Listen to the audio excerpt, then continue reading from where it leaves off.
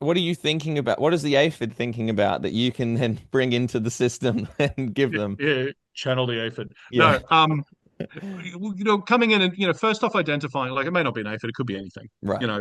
but going and doing a site assessment to see what's actually going on there, and that's not just on the plants and the soils, but have a look at the birds, have a look at the have a look at the insects. There was one I was working on maybe 8 years ago. I'd have to look it up.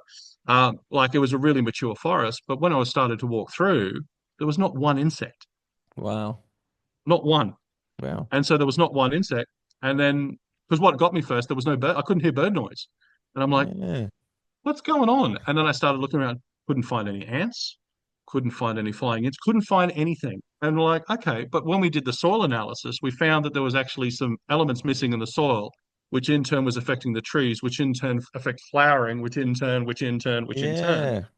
And so it was like, it was a simple amendment that needed to go in that actually introduced some missing micronutrients into that system that in turn started to feed through. And it did take a couple of years, Hmm. but eventually it became bioavailable within the plants themselves. And then the system naturally started to fix itself. So, good design is obvious. Great design, however, is transparent. It happens just naturally, and you don't see huge swales on the landscape or whatever else. It just naturally ticks over. And that's what we're aiming for.